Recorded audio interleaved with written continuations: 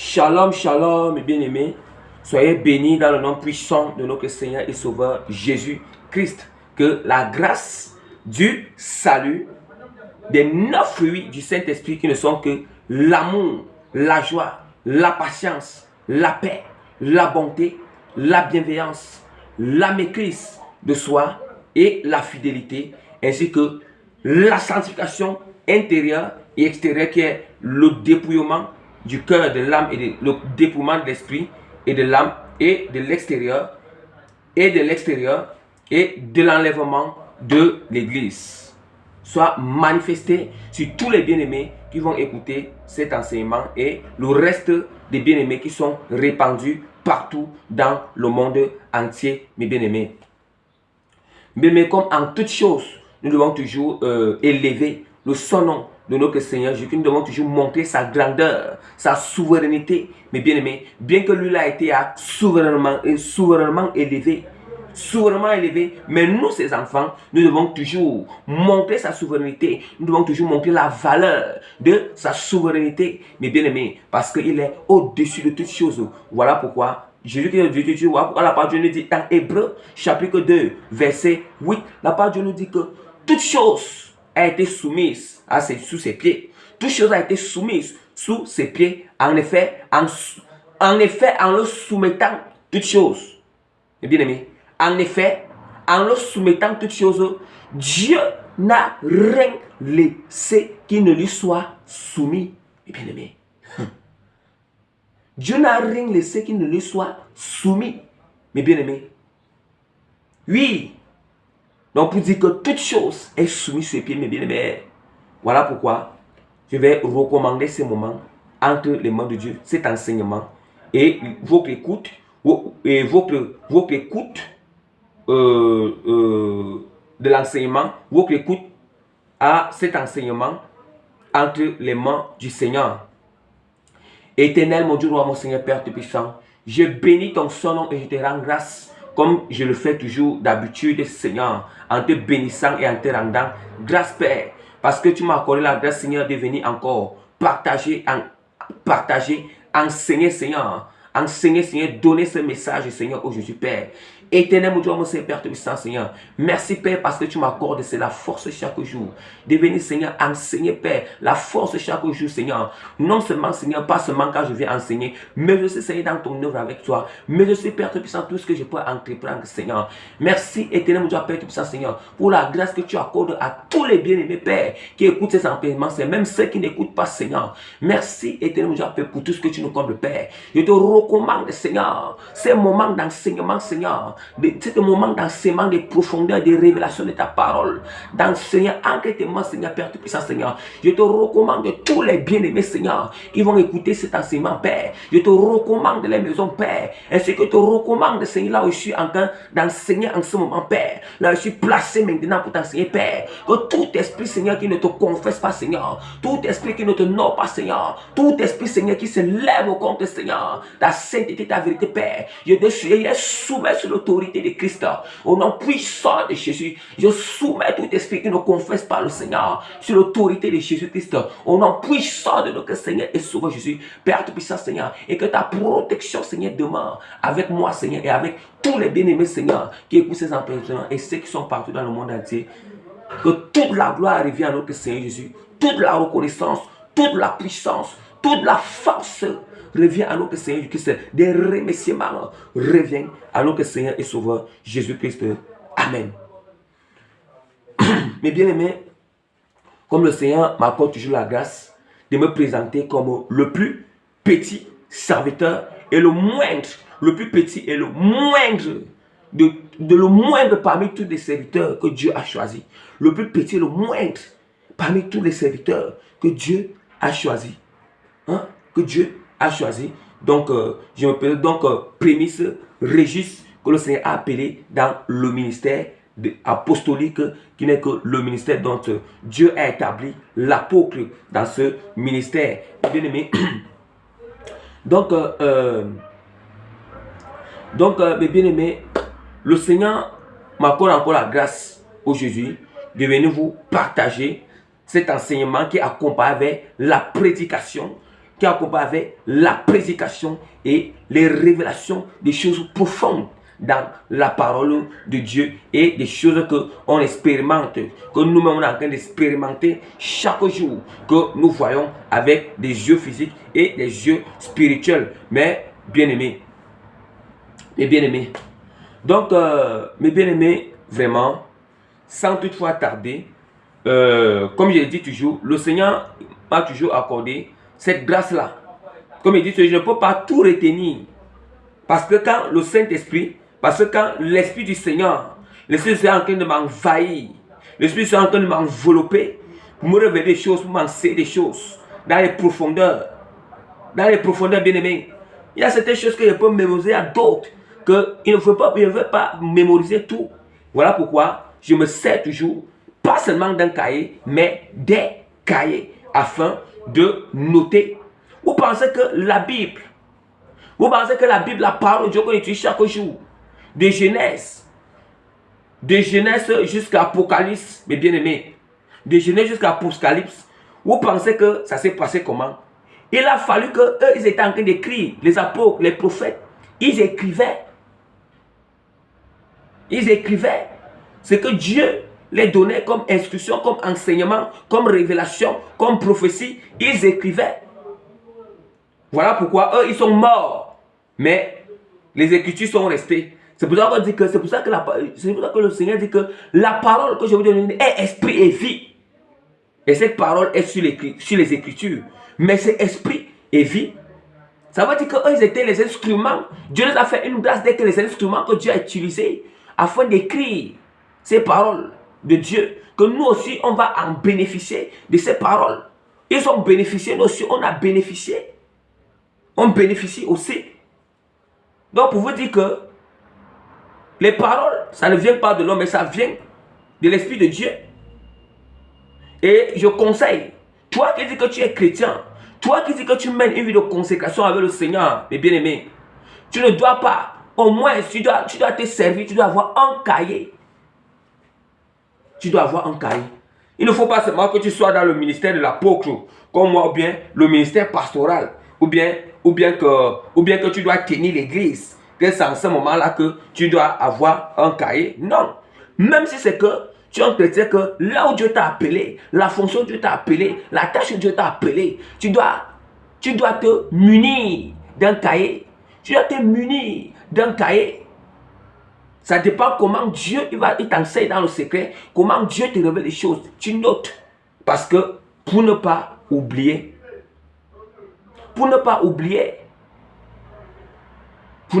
bien-aimé, c'est ça qu'on appelle un chrétien qui commence à entrer dans la maturité avec Dieu.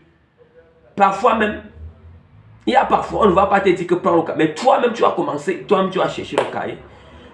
Tu chercheras le cahier. Mais alors, c'est là encore que Dieu m'a encore appelé encore. Hein? Donc, c'est un peu ça, mes bien-aimés. Donc, aujourd'hui, mes bien-aimés, le Saint-Esprit m'accorde cette grâce-là de venir vous enseigner, de donner l'enseignement des prédications et des révélations profondes de la parole et des choses qui se passent dans le monde. Et que vraiment que nous sommes conscients de toutes ces choses. Donc le thème est intitulé sur les pratiques, et les dogmes religieux. Les pratiques et les dogmes religieux qui tiennent l'homme captif pour ne jamais arriver à la connaissance de la vérité. Les pratiques, je recommence. Les pratiques, le thème est intitulé sur les pratiques et les dogmes religieux qui tiennent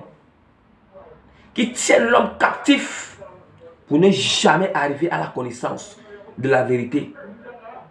Pour ne jamais arriver à la connaissance de la vérité, mes bien-aimés. Donc, mes bien-aimés, sans toutefois tarder, nous allons commencer avec le premier point, l'apostasie. Parce que l'apostasie est l'une. L'apostasie c'est l'un de ces pratiques. L'un de ces pratiques, l'apostasie. Hein? L'apostasie, mes bien-aimés.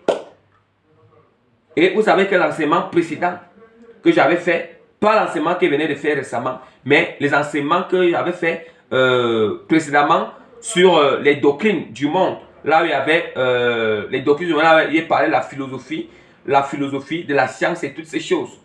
Vous avez entendu comment j'étais en train de mentionner le nom de l'apostasie, le mot apostasie dans cet enseignement. Et voilà pourquoi je vous disais que je vais venir dans la religion. Et voilà, aujourd'hui, je suis venu alors dans la religion, dans ces choses, ces pratiques religieuses, mes bien-aimés. Ces pratiques religieuses, mes bien-aimés. Donc, c'est pour ça que aujourd'hui, mes bien-aimés,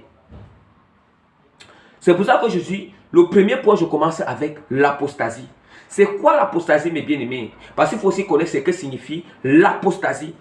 Bien-aimés, comme je vous disais que toute chose, il faut noter certaines choses.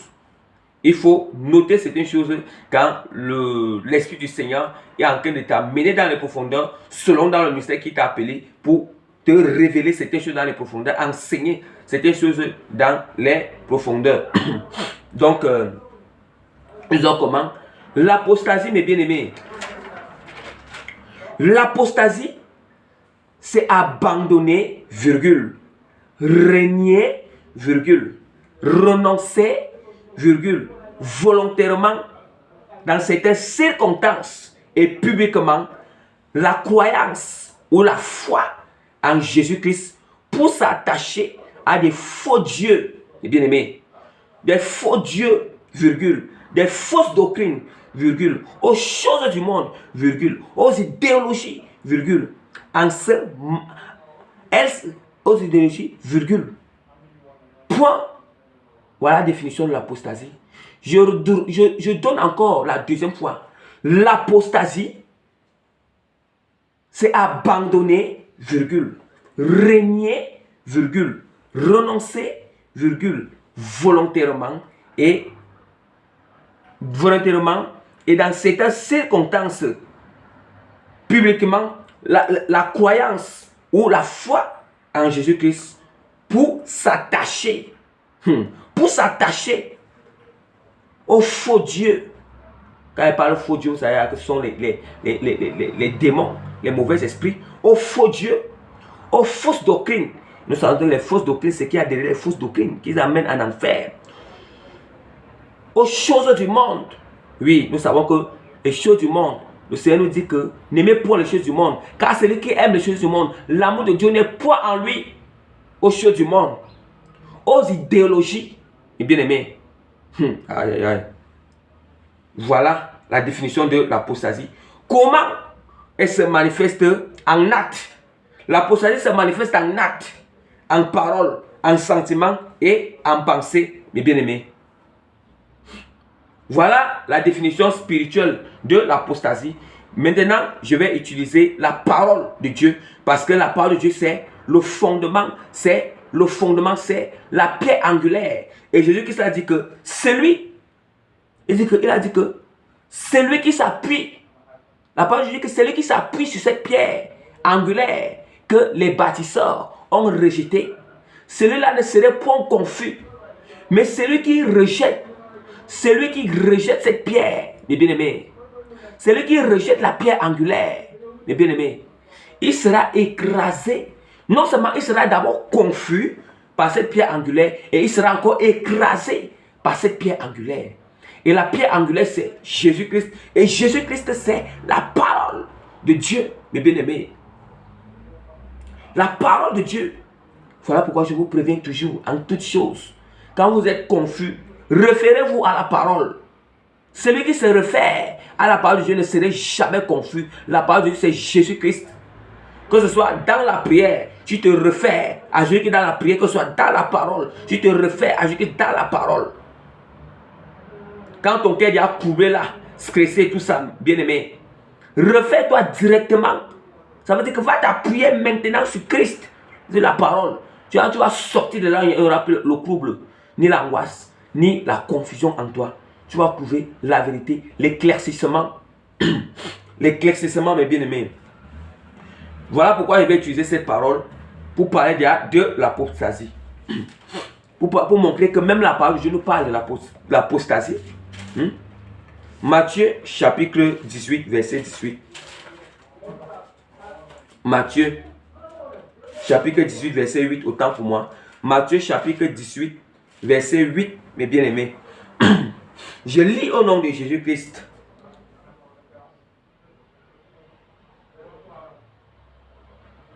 Matthieu chapitre 18. Luc, c'est plus... Oh, je m'excuse, bien-aimé. Excusez-moi vraiment. Je présente toutes mes excuses vraiment pour ce dérangement que je viens de vous apporter là. Je sais que c'est un autre souvent. Je vous en supplie. Ce n'est pas Matthieu 18, verset 8, mais c'est plutôt Luc, verset 18, verset 8. Mais si vous avez noté Matthieu 18, verset 18 là-bas, bien aimé, il faut aussi garder quand même cette parole. On ne sait pas comment Dieu fait souvent les choses. Vous pouvez aussi lire ça. Peut-être vous allez trouver quelque chose là-bas que Dieu va aussi vous révéler quelque chose là-bas. Ou bien que vous promettre quelque chose là-bas. Donc, Luc chapitre 18, verset 8. Mes bien-aimés. Luc chapitre 18, verset 8.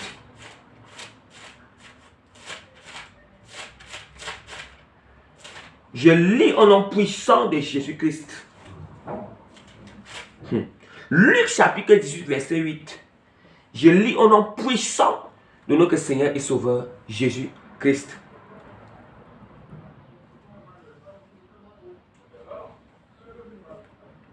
Je vous le dis. Je vous le dis. Je vous le dis. Il leur fera promptement justice. Mais quand le Fils de l'homme viendra, trouvera-t-il la foi sur la terre? Bien-aimé, voilà comment Jésus-Christ annonce déjà en avance l'apostasie. Avant que l'Esprit du Seigneur continue encore à annoncer l'apostasie sur l'apôtre Paul. Dans l'apôtre Paul. Jésus-Christ lui-même, il commence. Aïe. Je relis encore. Je vous le dis. Il en fera. Je vous le dis, il en fera promptement justice. Mais quand le Fils de l'homme viendra, trouvera-t-il la foi sur la terre? Quand le Fils de l'homme est là maintenant aussi, ce passage, ça nous montre que Jésus nous montre que lui, il doit revenir. Et il nous dit que quand il va revenir, est-ce qu'il va encore trouver la foi sur la terre? Sa venue qui est en train de... Sa venue qui est déjà là. Qui est déjà là. Qui est déjà là. Il faut comprendre mon langage. Quand il dit que là, ce n'est pas que physiquement, spirituellement, là, même il y a là. Il faut dire seulement qu'il apparaît. Ça veut dire qu'il va apparaître glorieusement. Glorieusement pour enlever son église. Là où il y a des pleurs et des grincements des dents. Et des grincements des dents pour ceux qui ne seront pas enlevés. Vous voyez que Jésus lui-même, il prophétise déjà l'apostasie. Il nous parle. Il nous mentionne, il nous dit de l'apostasie en avance. Vous voyez comment l'apostasie s'installe déjà. Et je vous ai expliqué. Je vous ai expliqué toutes ces choses. Nous allons encore très vite dans 2 Thessaloniciens chapitre 2 verset 1 à 3. 2 Thessaloniciens 2 Thessaloniciens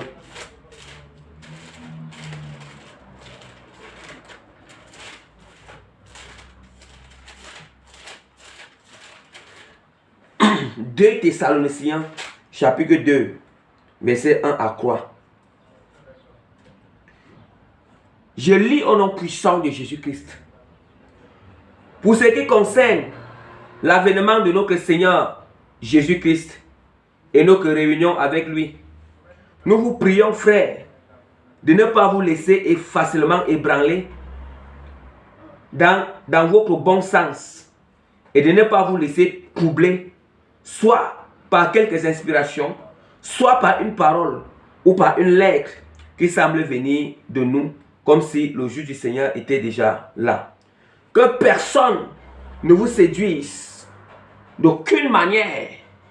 Que personne ne vous séduise d'aucune manière. Car il faut que l'apostasie soit arrivée auparavant et qu'on ait vu apparaître, l'homme impie, le fils de la perdition. Bien-aimé, ce passage a beaucoup de révélations.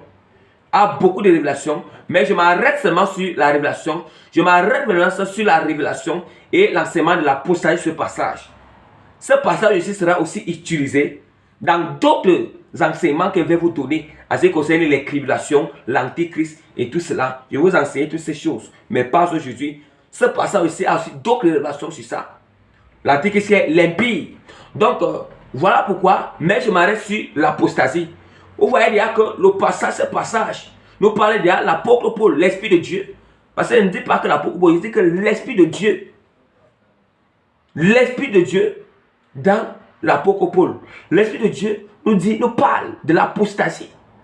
Jésus-Christ lui-même, il parle de l'apostasie, qui est le manque de foi, renoncer notre foi en Christ, abandonner la foi.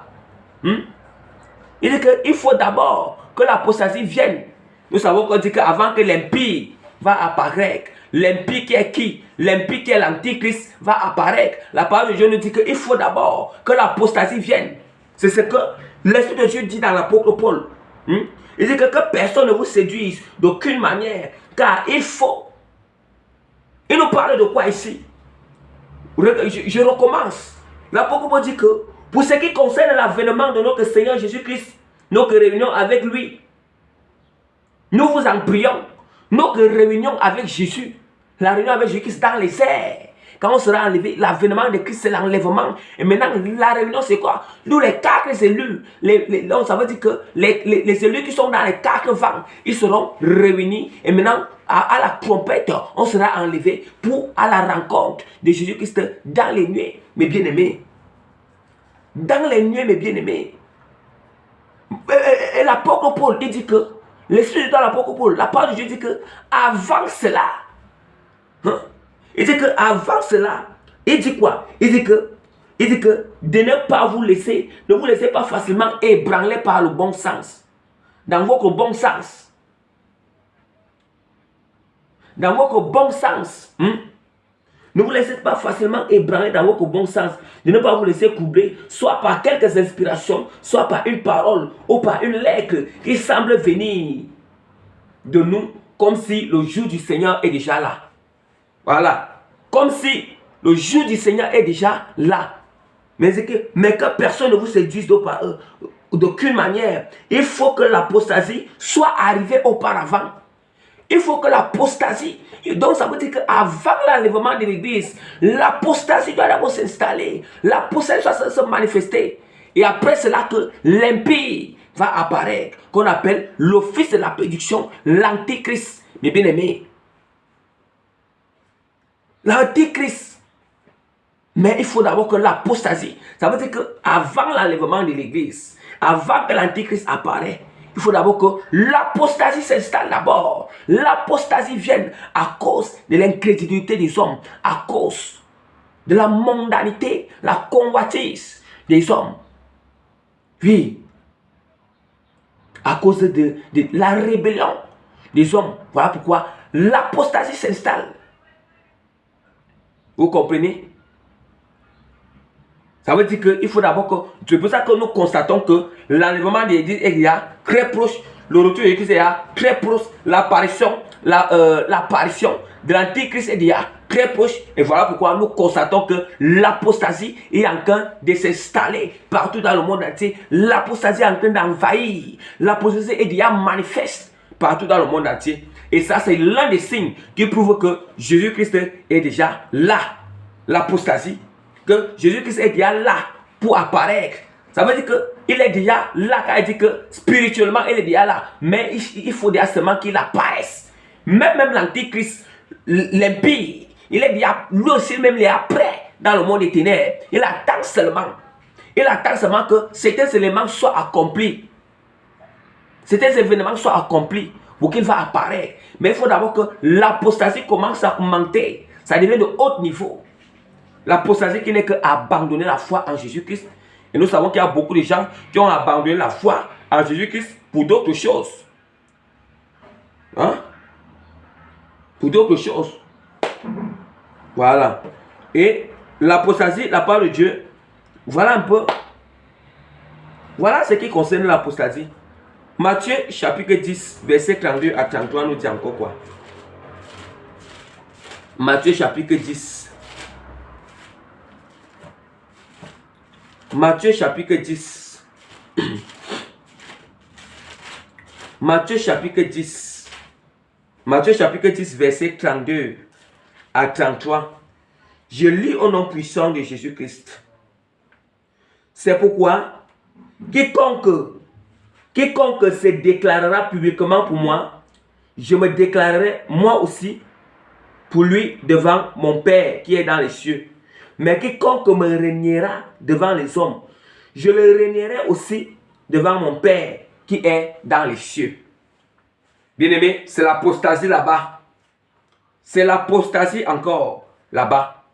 Quiconque, il dit que, mais quiconque me reniera, vous voyez à quel point, ce qui signifie que avoir la foi en Jésus-Christ et l'apostasie en Christ et abandonner Christ.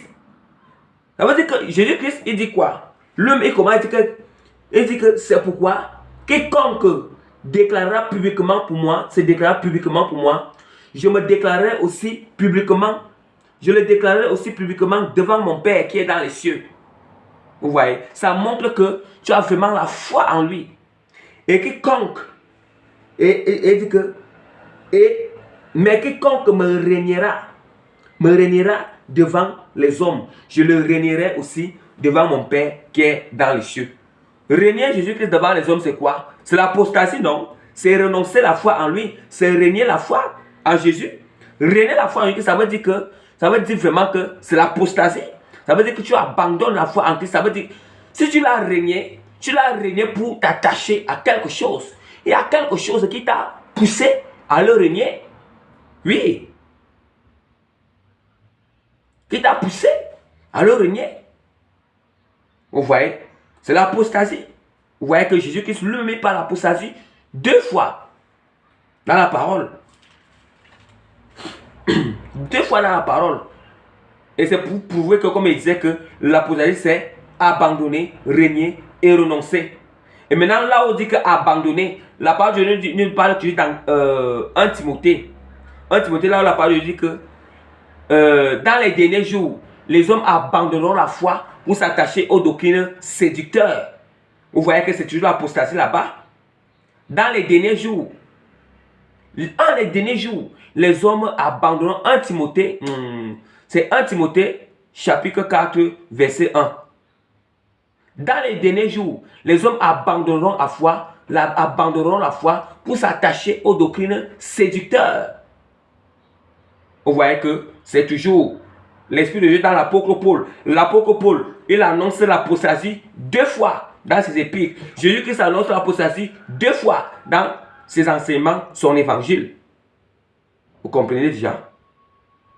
Et la parole de Dieu dit que l'enlèvement de l'Église ne peut pas se produire, ou bien l'impie, l'antéchrist ne peut pas apparaître si c'est que l'apostasie n'est pas manifeste.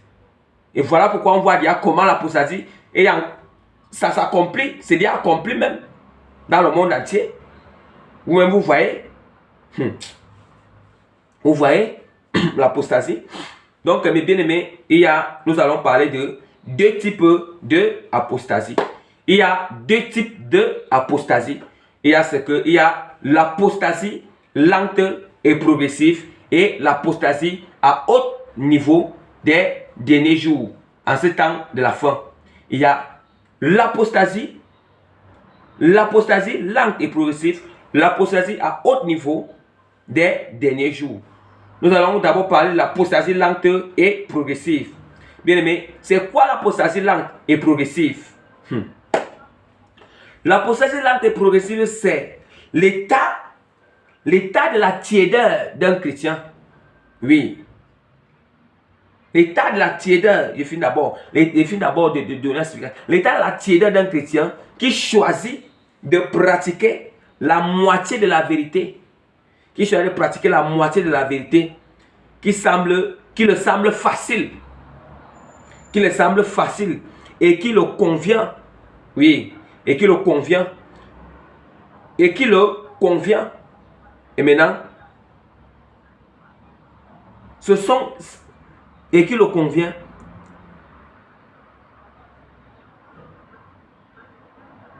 C'est ça, mes bien-aimés.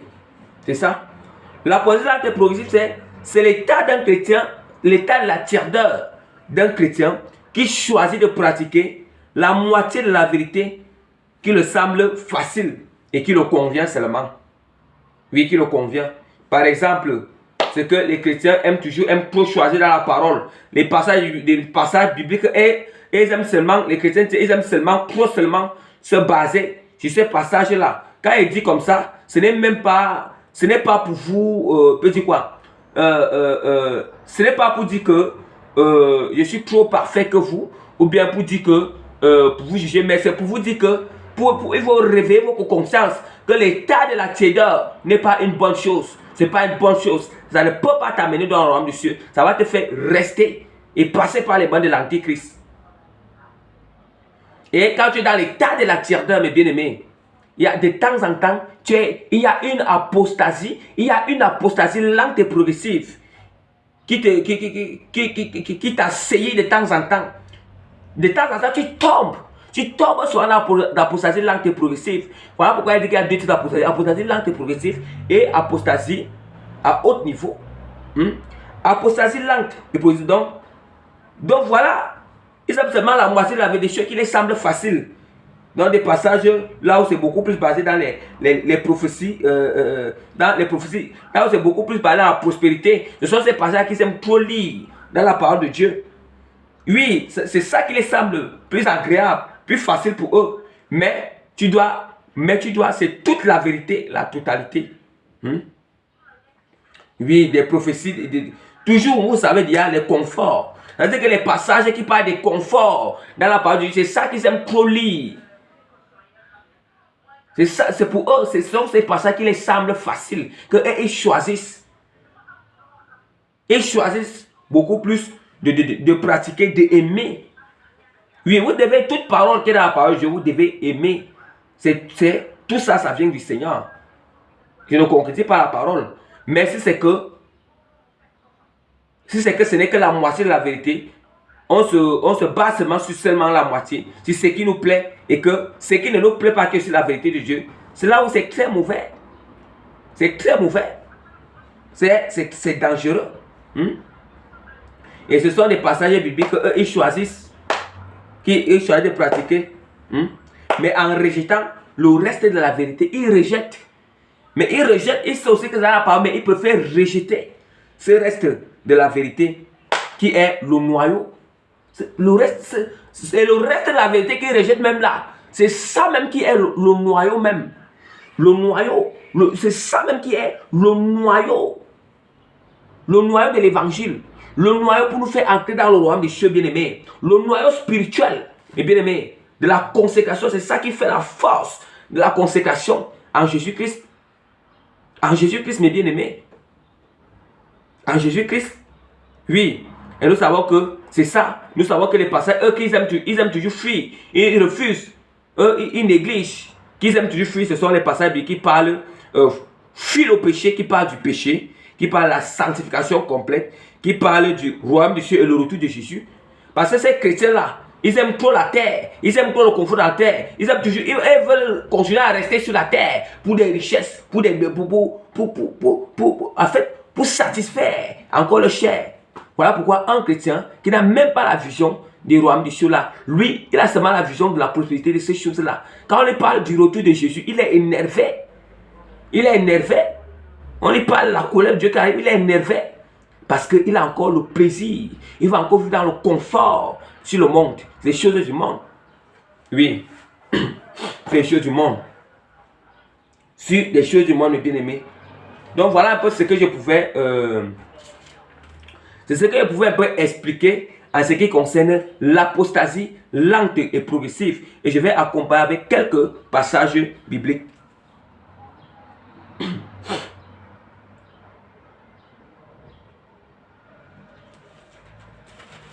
Bien aimé, nous allons ouvrir la parole de Dieu dans 2 Timothée chapitre 3 verset 1. 2 Timothée. 2 Timothée chapitre 3, verset 1.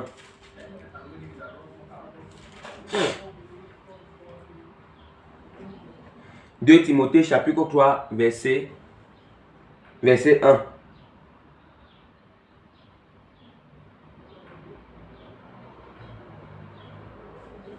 « 2 Timothée chapitre 3. Et sachez que dans les derniers temps, il y aura des temps difficiles. Bien aimé, je vais un peu relire ça. Ça, c'est voilà comment l'apostasie lente et progressive commence. Toutes ces choses que je vais citer là. Nous allons constater que, parce qu'un chrétien tiers, c'est un chrétien là que il n'est pas c'est un chrétien donc le Saint-Esprit, la plénitude du Saint-Esprit n'est pas habité en lui. Parce que quand la plénitude du Saint-Esprit commence à être habitée en nous, bien aimé, ça fait que ça commence à exclure les œuvres de la chair en nous, ça enterre les œuvres de la chair en nous, ça crucifie les œuvres de la chair en nous, bien aimé. Ça crucifie les œuvres de la chair en nous. Et voilà alors les chrétiens tiers.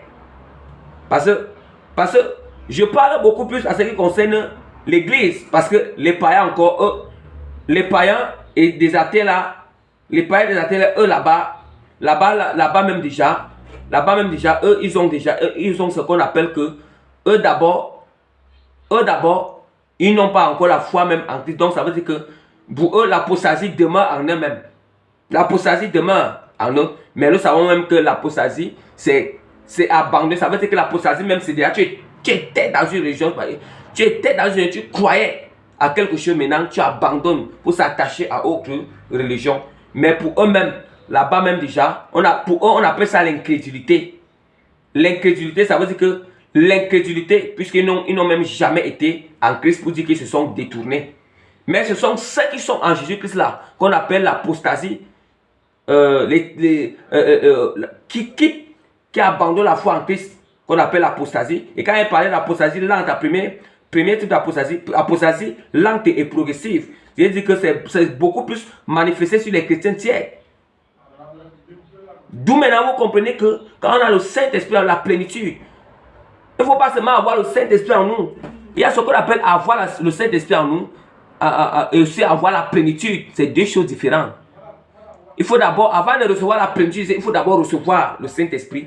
Maintenant, au fur et à mesure que tu t'alignes, tu respectes, tu obéis au Saint-Esprit, c'est comme ça qu'il est en train de mettre la plénitude. C'est comme ça qu'il te remplit petit à petit, te remplit, jusqu'à la plénitude. À la plénitude.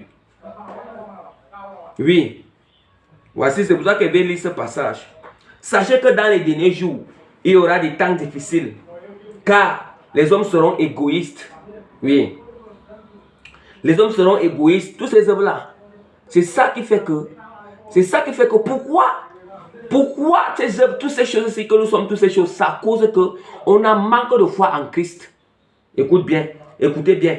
Les hommes seront égoïstes, amis de l'argent, fanfarons, hautains, blasphémateurs, rebelles à leurs parents, ingrats, irréligieux, insensibles, déloyaux, calomniateurs, intempérants, cruels, ennemis des gens de bien, créatifs, emportés, enflés d'orgueil, aimant le plaisir plus que Dieu, ayant l'apparence de la piété, mais régnant ce qui fait la force. Éloignez-vous de ces gens-là.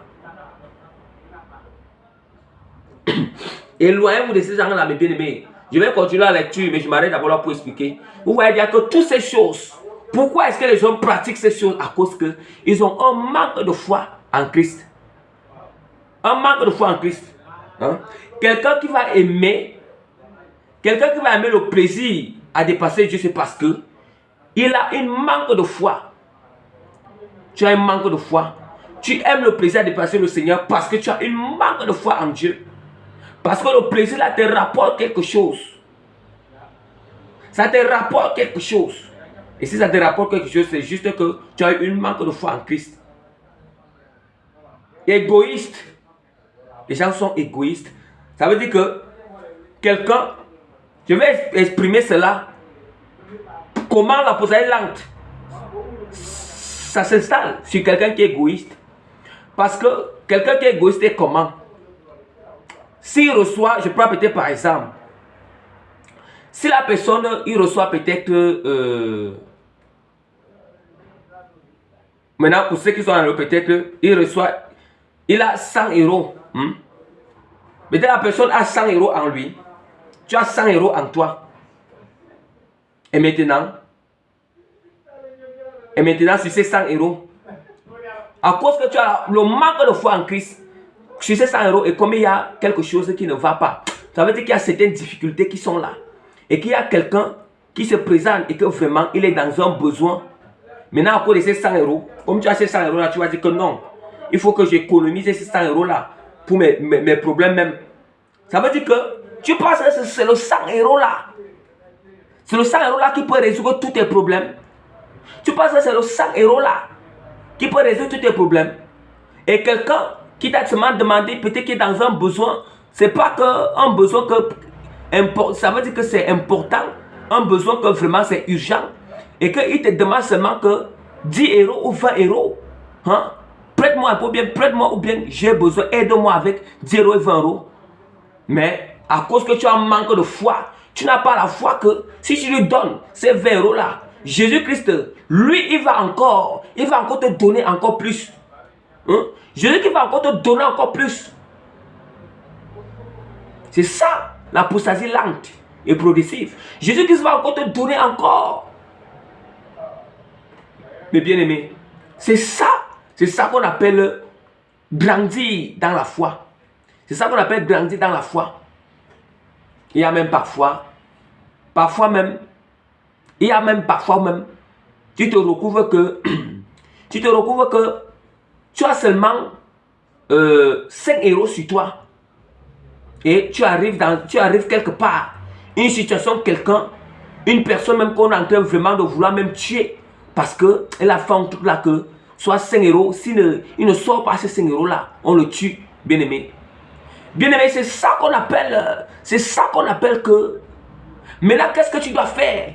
Tu dois regarder, ancrer sa situation et ta situation. C'est que toi, tu devais faire avec tes 5 euros, et ce que lui, il doit faire, ça veut dire que tu dois équilibrer. Quand tu vas faire dans la balance, tu vas regarder que non. Le mieux est que, moi, ma situation, ce n'est pas grave comme sa situation. Le mieux est que je vais donner ces 5 euros-ci. Même si il a fait quoi, mes bien-aimés? Même s'il a fait quoi, qu'est-ce que Jésus-Christ dit? Jésus-Christ dit qu'on doit pardonner. Jésus-Christ dit que c'est à Dieu la vengeance. Mais pourquoi les hommes apportent la vengeance sur l'homme? Même s'il a fait quoi, toi, tu vas sortir ces 5 euros, tu vas donner que laissez-le. Laissez-le. Et maintenant, en lui donnant ça, tu vas dire que si c'est qu'il est dans son tort, tu vas dire que, mon frère, vraiment, ne refais plus ça. Répands-toi devant notre Seigneur, je ne répète plus ça et demande pardon au Seigneur. Ne refais plus ça. Voilà comment une vie est gagnée. Une vie est gagnée. Mais avant que toi, tu n'arrives, là où tu dois aller donner tes 5 euros pour ta situation, avant que tu n'arrives là-bas, en route, Dieu va encore te donner encore ces 5 euros. Il va encore te donner encore plus que ça en route même. Avant que tu n'arrives là, tu es en train de partir. Ne rentre pas à la maison parce que tu as débité ces 5 euros. Continue. Dieu va te donner ça là-bas devant. C'est ça qu'on appelle la foi en Christ. C'est ça qu'on appelle la foi. C'est ça qu'on appelle la foi. Mais celui qui ne fait pas comme ça, on appelle ça l'apostasie lente et progressive. L'apostasie, ce n'est pas seulement l'apostasie à haut niveau. Ça commence à s'installer progressivement et lentement pour que ça arrive à haut niveau. Vous comprenez déjà? Donc, ainsi que tous les autres œuvres des ténèbres là que j'ai citées, ces choses-là. Il dit que ayant la parole de la piété, mais régnant ce qui fait la force, éloignez-vous de ces gens-là. Voilà, qu'est-ce qui fait la force, comme je vous ai toujours dit? La foi, l'amour et la sanctification complète, c'est ça qui fait la force. C'est ça qui fait la force. Et les gens qui ont manque de foi, ils aiment toujours amasser. Tout amasser. Ils ont peur. Ça veut dire qu'ils ont peur de perdre. Ils ont peur que s'ils distribuent, ils ne vont plus rester avec quelque chose. Oh, quand tu as la foi, quand tu distribues, tu reçois encore. Hein? Ah, mes bien-aimés. Et ça, l'apostasie lente et progressive. Je continue. On dit qu'il est parmi eux Il en est parmi eux. C'est que dans le verset 6, c'est toujours 1 Timothée chapitre 3. Maintenant, je suis au niveau du verset 6. Il en est parmi eux qui s'introduisent dans les maisons et qui captivent de faibles femmes chargées de péché, agitées par des passions de toute espèce. Bien aimé, ce passage ici même là, ce passage ici, je vais lire ça devant. Ça va beaucoup nous aider devant.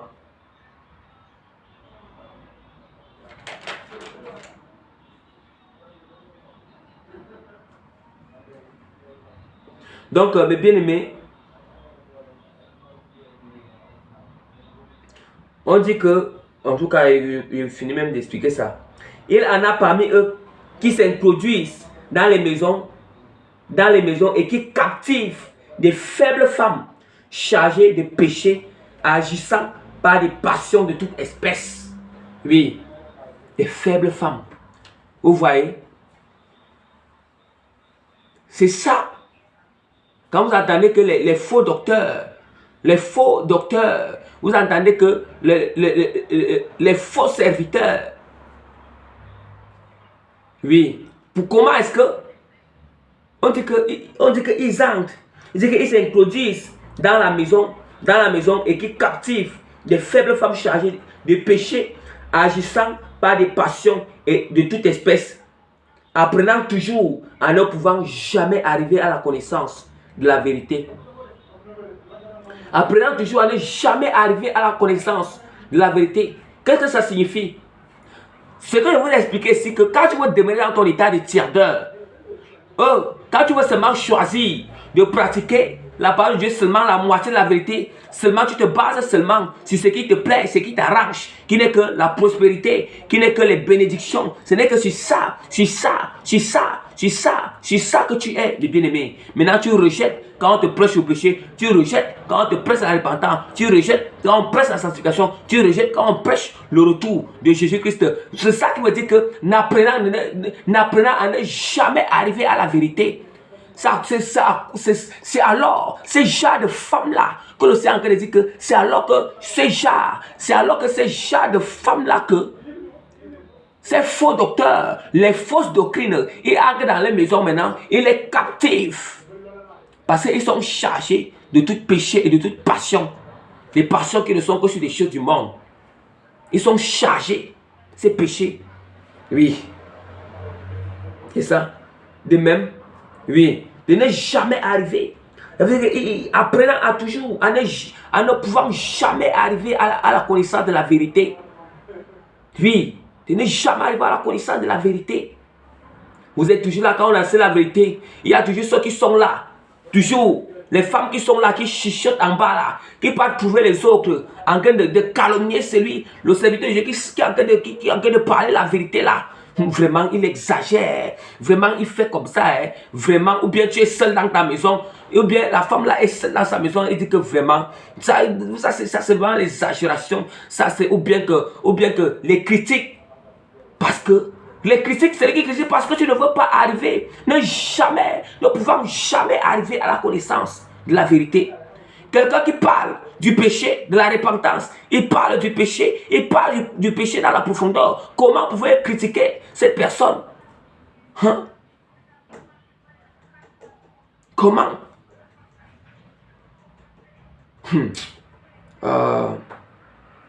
De même que Janès et Jambres s'opposaient à Moïse, de même, ces hommes s'opposent à la vérité, étant corrompus d'entendement, reprouvés en ce qui concerne la foi.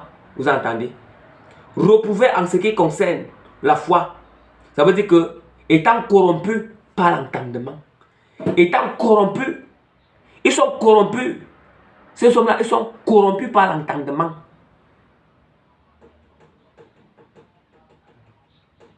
C'est quel entendement qui les corrompt? C'est l'entendement de l'ennemi, les fausses doctrines, les alliances qu'ils ont faites. Corrompus par leur entendement. On dit que, après la parole de Dieu dit que reprouvés en ce qui concerne la foi, ils sont reprouvés. En ce qui concerne la foi. Vous voyez? Vous voyez? Mais ils ne feront pas de plus grands progrès, car l'euphorie sera manifeste pour tous, comme le fut celle des deux hommes. L'euphorie sera manifeste pour tous, bien-aimés. On dit que l'euphorie sera manifeste, bien-aimés. Même quand quelqu'un fait comment, il est dans ses loges, il fait semblant que il sait Jésus-Christ, il fait toutes ces choses. Quand le temps passe comment, bien-aimé, même si même Dieu ne te révèle pas qui est cette personne, on dit que leur folie là sera manifeste. Eux-mêmes ils vont manifester ça. Donc Dieu même, quand on dit que quand le Seigneur, quand Dieu maintenant agit derrière, c'est Dieu qui commande le diable. Quand le Seigneur met derrière la confusion dans le cadre spirituellement, ces folies commencent à se manifester en nous. Ça se manifeste pour voir ces œuvres-là qui n'honorent pas Dieu. Qui n'honorent pas Dieu. Et par exemple, comme par exemple, vous voyez comme le pape là, comme le pape, vous voyez comment sa folie se manifeste, la folie du pape, ça se manifeste, qui dit que, qui est en train de légaliser, il légalise le mariage des homosexuels hein, dans les églises catholiques. Vous voyez comment, vous voyez, parce qu'il s'est opposé, il s'oppose à la vérité de Christ, mais bien qu'il fait semblant de dire qu'il parle de Jésus-Christ, il parle de Christ. Vous voyez comment sa folie se manifeste déjà. Ça veut dire qu'en plein jour, ce n'est plus comme c'était caché qu'on disait qu'il y avait les homosexuels dans le catholicisme, les prêtres qui sont homosexuels. Ce n'est même plus caché. Vous voyez comment ça se manifeste. Le pape même qui a légalisé cela. Vous voyez? C'est ça qu'on appelle la parole. Mais ils ne feront pas de plus grands progrès, car leur folie sera manifeste. Et pour toi qui as suivi de près mon enseignement, ma conduite, mes projets, ma foi, ma douceur, mon amour, ma constance, mes persécutions, mes souffrances. À quelle souffrance n'ai-je pas été exposé à Antioche, à Icône, Lystre? Quelle persécution n'ai-je pas supporté? Et le Seigneur m'a délivré de toutes. Or, tous ceux qui veulent vivre pieusement en Jésus-Christ seront persécutés. Vous entendez? Oui, c'est aussi comme ça que les chrétiens, ils ne veulent jamais accepter la persécution. Ils ne veulent pas. Tous les chrétiens qui sont consacrés, ils ont des persécutions. Les chrétiens tiennent. Quand la persécution est là, il abandonne la foi en Christ. Bien aimé, il abandonne la foi en Christ. Je vais te dire quelque chose. Parce que tu as eu une difficulté. Après, au lieu que d'avoir la foi en Christ, il peut peut-être une difficulté de quelques finances. Tu as peut-être besoin de... Tu es dans un problème de 10 000 francs CFA ou 20 000 francs CFA et que tu vois que c'est un problème qui t'est jusqu'au cou. Un problème que tu ne sais pas comment faire. Peut-être tu as cherché partout, tu n'arrives pas à trouver. Maintenant, au lieu de garder la foi en Christ, tu vas abandonner la foi. Après, tu vas aller livrer ton corps. Tu vas aller livrer ton corps. Même si tu l'as fait pour quelques minutes, tu peux livrer ton corps. Que parce qu'un homme va te donner 10 000, il va te donner 20 000. C'est ça qu'on appelle qu'en ce moment-là, tu as régné la foi en Christ. Tu as abandonné la foi en Christ. Même si tu es revenu réconcilié avec Dieu, mais tu sais d'abord que tu as d'abord été un apostate. Tu as été un apostate en ce moment-là. La foi, c'est pour ça, même si les persécutions commandent, même si, la même chose, quand on dit que celui qui vient vivre paiement en Christ sera persécuté. Quand les persécutions sont là à cause que tu marches dans la vérité de Christ. Parce que si tu fais comme ça, si tu fais encore comme ça là, ou bien si tu continues encore la consécration là, on t'a menacé, on va te faire sortir dehors. Après, tu as abandonné la consécration. Ça veut dire que tu as abandonné, tu as régné la foi en Christ. Tu n'as pas eu la foi que celui qui a été menacé te fait sortir. Là, tu n'as pas eu la foi que Christ, lui, il peut assujettir son esprit, assujettir son cœur, qu'il peut changer ses décisions. Un homme n'a pas de décision, c'est Dieu qui a la dernière décision. Vous voyez? C'est de ça qu'on appelle l'apostasie lente et progressive. L'apostasie lente et progressive, mes bien-aimés. Mes bien-aimés. Nous allons aussi parler de l'apostasie à haut niveau et finale des derniers jours. Deuxième apostasie. L'apostasie à haut niveau et finale des derniers jours. Qu'est-ce que signifie l'apostasie à haut niveau et finale des derniers jours? Ici, c'est une apostasie qui regroupe tous les serviteurs de Dieu et les chrétiens qui servent Dieu, qui servaient, écoutez bien, qui servaient Dieu en vérité. Parce qu'il faut bien écouter notre phrase, notre verbe là est conjugué à quel temps? Est conjugué à l'air. Notre verbe ci est conjugué à l'imparfait. À l'imparfait, mes bien-aimés. L'imparfait, on dit que ici, c'est une apostasie qui regroupe tous les serviteurs de Dieu et les chrétiens qui servaient Dieu en vérité. Ça veut dire qu'ils servaient Dieu en vérité. Parce que vous avez dit que l'apostasie, je vais vous dire que la plus grande, je vais vous dire que l'apostasie en Jésus-Christ, ce n'est pas celui qui n'a jamais cru en Christ. Celui qui n'a jamais cru en Christ, là-bas, on appelle ça l'incrédulité. Mais celui qui a cru en Christ, et il le servait dans la vérité, et il est sorti. C'est par là on dit qu'il est quitté. Il a abandonné la foi, c'est ça qu'on appelle l'apostasie. Maintenant, c'est pour ça que dit que ici, l'apostasie à haut niveau et finale des derniers jours, ici c'est une apostasie qui regroupe tous les serviteurs de Dieu et les chrétiens qui servaient Dieu en vérité et qui ont régné Jésus-Christ consciemment en tissant des alliances avec le diable par les sectes, la franc-maçonnerie, les Illuminati, le maraboutisme. C'est aussi tous les chrétiens qui vont régner publiquement Jésus-Christ pendant la grande tribulation pour prendre la marque de la bête. Voilà ce que signifie l'apostasie à haut niveau. L'apostasie à haut niveau. L'apostasie à haut niveau et finale des derniers jours. Je donne encore ce que ça signifie. C'est une apostasie qui regroupe tous les serviteurs de Dieu et des chrétiens qui servaient Dieu en vérité, qui servaient Jésus-Christ en vérité, et qui ont régné Jésus-Christ consciemment en tissant des alliances avec le diable par les sectes, la franc-maçonnerie, les Illuminati, le maraboutisme. C'est aussi encore, c'est aussi encore tous les chrétiens et les serviteurs de Dieu qui vont régner publiquement Jésus-Christ pendant la grande tribulation pour prendre la marque de la bête. Et nous savons que ce n'est pas tous les chrétiens qui seront enlevés. Il y a d'autres qui vont rester des chrétiens tiers. Et nous savons qu'il y a certains chrétiens tiers. Eux, ils vont accepter d'être martyrisés pour l'amour de Christ, pour qu'ils soient gagnés. Parce qu'ils savent qu'ils ont raté l'enlèvement. Ils ont raté l'enlèvement. Mais ce qui doit se passer là maintenant, c'est quoi? Ce qui doit se passer, c'est que ils connaissent déjà que leur seconde chance, c'est que il faut seulement que soit je me laisse martyriser par Antichrist pour que mon âme entre dans le royaume des cieux.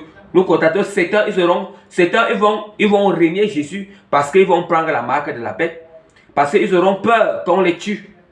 Ça veut dire qu'ils auront peur qu'on les tue. Et une fois que tu as pris la marque de la bête, il y a une condamnation totale. Il n'y a plus de repentance. C'est que la parole de Dieu dit, il n'y a plus de repentance. Bien aimé, la marque de la bête que vous entendez ici là, même si la marque, c'est toujours le choix. C'est un choix, bien aimé. On ne va pas faire que tu es là. On vient seulement avec la marque de la bête, là tu es placé à premier te mettre la marque de la bête sans demander ton accord. Même si sans demander, on te demande le choix. C'est un choix. Ça veut dire que le libre choix est là. On dit que est-ce que tu continues à accepter Jésus-Christ, à croire en Jésus-Christ, à avoir la foi en Christ, ou bien est-ce que tu continues à avoir la foi en Jésus-Christ et maintenant on va te torturer jusqu'à ce que tu vas mourir? Est-ce que tu acceptes? Ou bien est-ce que tu prends la marque de la bête après?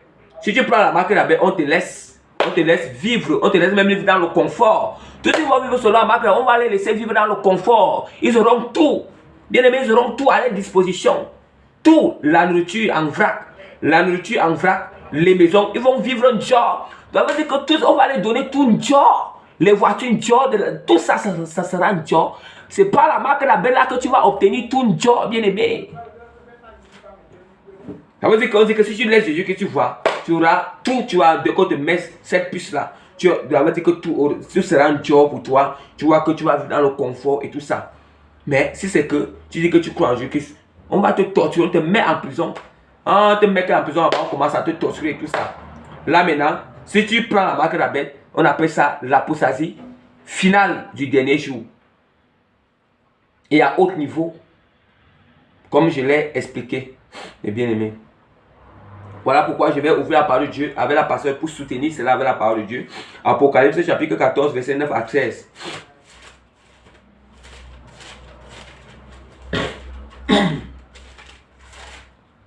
Apocalypse chapitre 14. Apocalypse chapitre 14, verset 9 à 13. Je lis au nom puissant de Jésus-Christ. Et un autre, un troisième ange, les servit en disant d'une voix forte, si quelqu'un adore la bête et son image, il reçoit une marque sur son front, sur sa main. Si quelqu'un adore la bête et son image, il reçoit une marque sur sa main et son front. Je finis d'abord de lire. Il boira lui aussi du vent de la fureur de Dieu, versé sans mélange dans la coupe de sa colère. Et il sera tourmenté dans le feu et le soufre devant les saints anges et devant l'agneau. Et la fumée de leur tourment monte au ciel des siècles et des siècles. Et ils n'auront de repos ni nuit. Ils n'auront de repos ni jour ni nuit. Ceux qui adorent la bête et son image, et quiconque reçoit la marque de la bête.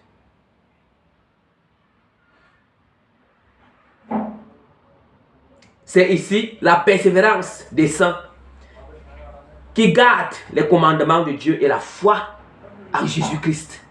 Bien-aimé. Aïe. Aïe.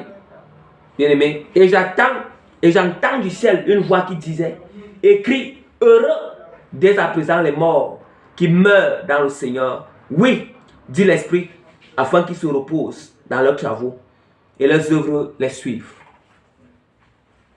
Bien-aimé, maintenant je vais expliquer qu'est-ce que ça signifie. Nous sommes sur l'apostasie à haut niveau et apostasie à haut niveau, final des derniers temps, de la fin. La parole de Dieu dit que et un troisième ange les suivit en disant d'une voix forte, si quelqu'un adore la bête et son image. Bien aimé, quand même la bête va venir, la bête même, quand le Seigneur dit que la bête et l'image, ça veut dire que c'est un système mondial. Ça veut dire que c'est un système mondial, que le diable, il utilise un groupe des humains. Nous savons que le système de la bête a commencé depuis longtemps.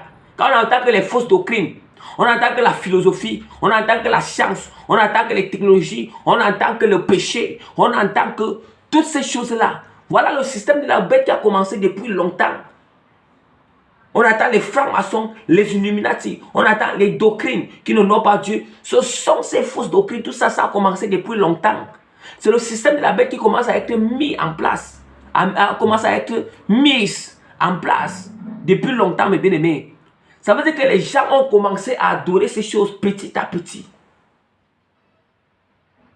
Voilà pourquoi, petit à petit, et voilà pourquoi, quand nous venons en Christ, on est de nouveau. Le sang de Christ doit effacer cette marque. Toute personne qui n'a pas encore cru en Jésus-Christ, il a déjà une marque spirituelle ennemie en lui. C'est ça qu'on appelle la marque de la bête. Nous savons que qui sera derrière cette bête-là, ce groupe humain, parce qu'ils seront féroces comme une bête. Qui sera derrière ce groupe humain-là, c'est le diable. Or, la marque du diable, c'est la marque de la bête. C'est la marque de la bête.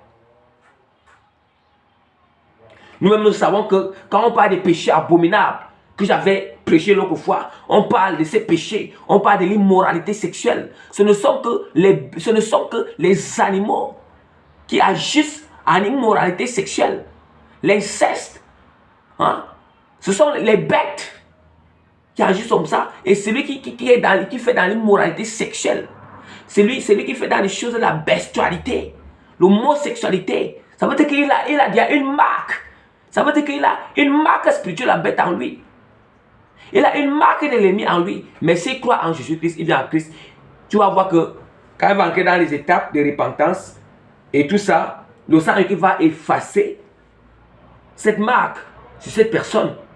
Et maintenant, quand la personne reçoit le Saint-Esprit, c'est la marque du Saint-Esprit, le sceau du Saint-Esprit qui sera imposé sur lui, sur sa face et sur sa main. Sur sa face et sur sa main. Hein, mes bien-aimés, voilà comment ça commence. Vous voyez que quand tu commences à adorer, la parole de Dieu est très claire. La parole de Dieu dit que la parole de Dieu dit qu'un autre ange, un troisième ange les suivi en disant d'une voix forte: si quelqu'un adore la bête et son image, il reçoit une marque sur son front. Il reçoit, ça veut dire que si quelqu'un, ça veut dire qu'ils ont commencé à adorer. Maintenant, ils ont reçu la marque. Maintenant, le temps même que l'Antichrist va apparaître pour imposer la marque de la bête, ils vont recevoir cette marque de la bête parce que quoi? Ils ont été habitués ils ont pratiqué le péché. Ils ont pratiqué les œuvres de la bête, du diable. Et c'est pour ça que quand la marque de la bête, tu ne vas pas toi-même. Hein? C'est ça. Hein? Je continue à lire. Il boira lui aussi. Vous-même vous entendez. C'est pour ça que je vous dis que celui qui va essayer de prendre les chrétiens tiers de là qui vont rester. Je sais que en fait, je souhaite que tout le monde soit enlevé. Mais pour ceux qui vont rester là, ceux qui vont dire que il boira, dit que celui qui prend la marque de la bête, il boira aussi du vent de la fureur de Dieu. Ça veut dire qu'il n'y a plus de repentance. Versé sans mélange dans la coupe de colère, et il sera tourmenté dans le feu et le soufre devant les saints anges et devant l'agneau. Et la fumée de leur tourment monte au siècle des siècles. Et ils n'ont de repos ni jour ni nuit. Vous entendez? Ni jour ni nuit. Ceux qui adorent la bête et son image, et quiconque reçoit la marque de son front. C'est ici la persévérance des saints. C'est pour ça que je dis que ceux qui vont rester là, bien aimés, ceux qui vont rester pendant, quand il y aura un réveillement, ceux qui vont rester, voici ce que le Seigneur dit que c'est ici la persévérance des saints, hein, qui gardent les commandements de Dieu et la foi en Christ. Ça veut dire que maintenant déjà, pour ceux, comme l'Allemagne n'est pas encore là, pour les chrétiens consacrés là, gardez la foi, même sur des persécutions comment, gardez la foi en Christ. Bien aimé, gardez ces commandements et gardez la foi en Jésus-Christ afin que vous ne perdez pas votre couronne de justice. Gardez la foi en Jésus. Je vous encourage, je vous exhorte de garder la foi. Si je veux tomber, crie à Jésus qui te donne la force. Et bien aimé, et j'entends du ciel une voix qui disait: heureux dès à présent les morts qui meurent dans le Seigneur. Les morts, que ce soit ceux qui meurent maintenant, qui sont morts en Christ, heureux pour eux. Que ce soit ceux qui vont mourir, ceux qui mourront, que ce soit ceux qui mourront pendant la grande tribulation qui sont restés. Bien aimé, si tu meurs à cause de Christ, quand tu as martyr à cause de Christ, bien aimé, heureux, tu entres dans le royaume des cieux. Hein? Tu entres. Apocalypse chapitre 16, verset 7 à 11. Nous sommes toujours dans l'apostasie à haut niveau et final. Apostasie, ça... bien aimé, excusez-moi. Vous allez avoir apostasie. Apocalypse chapitre 16, verset 7 à 11.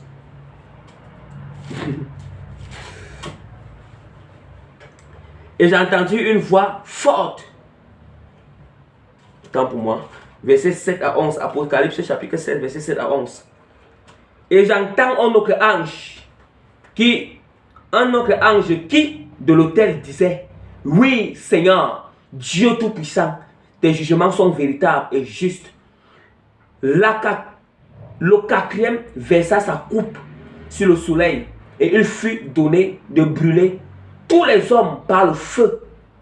Les hommes furent brûlés par une grande chaleur et ils blasphémaient le nom de Dieu qui a l'autorité sur ces fléaux et il ne se repentit pas pour lui donner gloire. Il ne se repentit pas pour lui donner gloire. Vous entendez? On dit que même pendant les grandes tribulations, Dieu apporte ses jugements. Au lieu que les gens se répandent, ils continuent encore à blasphémer. C'est ça qui montre que vraiment, quand tu refuses de te repentir, ça montre vraiment que ça c'est l'apostasie finale de ton dernier jour. Ça c'est l'apostasie finale, l'apostasie à haut niveau. Tu refuses même de te repentir. Le cinquième versa sa coupe sur le trône de la bête et son trône fut couvert de ténèbres. Les hommes se mordaient la langue de douleur. Ils blasphémaient le Dieu du ciel à cause de leur douleur et leurs ulcères, et ils ne se repentirent pas de leurs œuvres. Toujours, à chaque fois que Dieu va verser sa coupe de colère sur la terre, au lieu que les gens se répandent, ils continuent encore à blasphémer Dieu. Ils continuent encore à refuser, à insulter le Seigneur au lieu de se repentir. Pour ceux qui vont aller par un enlèvement, voilà ces choses-là. Voilà comment est-ce que si vous restez, vous n'êtes pas enlevé, mais bien aimé. En ce jour-là, ce que tu dois seulement faire, il faut te repentir. Que les fleurs de Dieu sont en train de venir, les coupes de colère de Dieu sont en train de venir. Repends-toi. Le mieux que tu meurs, que tu as cru en Christ, c'est que tu t'es repenti. Et que tu meurs à cause de Christ, tu vas entrer dans le royaume des cieux. Donc, voilà en ce qui concerne l'apostasie à haut niveau et finale des derniers jours, mes bien-aimés. Apostasie à haut niveau et finale des derniers jours. Donc, mes bien-aimés,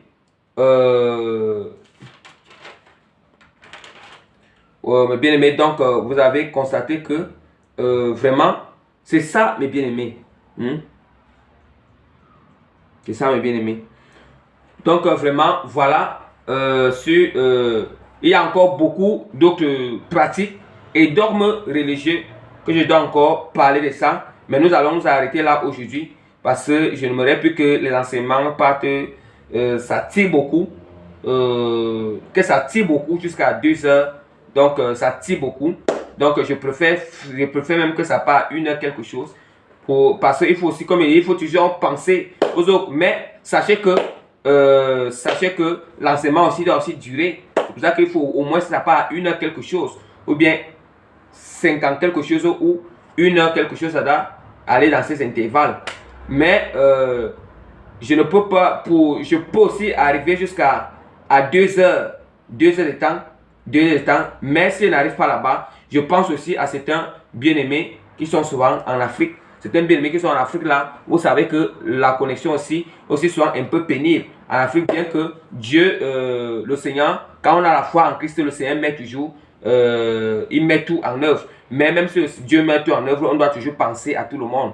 Nous devons penser. On dit que penser aux faibles, penser aux forts. Nous savons que ceux qui sont ici en Europe là, la connexion là est là. La connexion est vraiment, la connexion est là. La connexion est disponible. Le Wi-Fi est là. Mais nous savons que ceux qui sont en Afrique là, ce n'est pas tout le monde qui a accès au Wi-Fi. Il y a d'autres qui ont seulement, peut-être qu'il a son petit, ces petites pièces là, il faut qu'il mette la connexion aussi pour écouter. Donc voilà pourquoi je m'arrête un peu là, parce que avec l'œuvre du Seigneur, avec l'œuvre de Dieu, si parfois aussi on ne fonctionne pas avec sagesse dans l'œuvre du Seigneur, parfois aussi la sagesse dans l'œuvre de Dieu, ça permet aussi que beaucoup des âmes encore soient encore plus sauvées encore. Soyez bénis dans le nom puissant. Parce que vous avez constaté que parfois il y a certains enseignements qui fait souvent les 1 heure, les 2 heures. Il a fait souvent certains enseignements les 2h30 minutes. Donc cela aussi c'est un peu ça. Soyez bénis dans le nom puissant de notre Seigneur. Donc je vais continuer avec je vais continuer parce que je n'ai pas fini. Je n'ai pas fini vraiment que je n'ai pas fini. il y aura encore, je dois encore parler, il y a d'abord parlé du premier pour ces pratiques et ces dogmes religieux qui est l'apostasie. Et donc, je vais aussi parler des autres prochainement, d'autres pratiques et ces dogmes-là qui sont encore là, spirituels, religieux, qui sont encore là. Donc, éternel mon Dieu, mon Seigneur, Père Tout-Puissant, je bénis ton son nom et de l'infiniment grâce parce que tu m'as accordé la grâce, Seigneur, la force de commencer du début jusqu'à la fin. Merci, Père, parce que ta puissance et ta présence s'est manifestée puissamment, Seigneur. Merci, éternel mon Dieu, Père Tout-Puissant, Seigneur. Merci, Père, pour tous tes bienfaits, Seigneur. Éternel mon Dieu, je te recommande tous les bien-aimés, Seigneur, qui sont partout, Seigneur. Je t'en supplie, Seigneur, que cet enseignement les touche, Père. Que ces révélations de ta parole profonde les touche, Père Tout-Puissant, Seigneur. Touche-les et te dis tout ça, Seigneur. Père, fais germer, Seigneur, ces semences dans leur cœur, Père. Je t'en supplie, Seigneur, augmente la foi, Seigneur. Augmente la foi, Seigneur. Que toute personne que l'ennemi, Seigneur, a prévu, Seigneur, il a mis des obstacles devant nous, Seigneur. Tous les bénéfices qui vont regarder ces enfants, ceux qui sont partout dans le monde entier, Seigneur. Que l'ennemi a préparé des plans, Seigneur. Préparer, c'est des choses, Seigneur, qui va mettre des obstacles devant eux, des persécutions, Seigneur, afin qu'ils tombent dans l'apostasie lente et progressive, ou l'apostasie, Seigneur. L'apostasie à haut niveau, Seigneur, Père Tout-Puissant, Seigneur. Tout cela soit nul et sans effet au nom puissant de Jésus, Père. Et que ta main puissante te demeure dans leur vie, Père. Ta main puissante les demeure dans leur vie, Seigneur. Que ta grâce, Seigneur, les enveloppe puissamment, Seigneur. Au nom puissant de notre Seigneur, sauvé, que Seigneur. Préserve, Seigneur, nos saluts, Seigneur. Préserve notre salut, Seigneur. Préserve notre salut, Seigneur. Au nom puissant de notre Seigneur et Sauveur, Jésus-Christ. Amen. Bien-aimé, comme je dis toujours, pour plus de consécration, celui vraiment qui veut vraiment encore entrer dans les profondeurs avec Jésus, plus de consécration avec le Seigneur, et que il en a besoin de certaines étapes là. Il ne connaît pas comment commencer ou comment faire. Voilà pourquoi je laisse toujours mes coordonnées.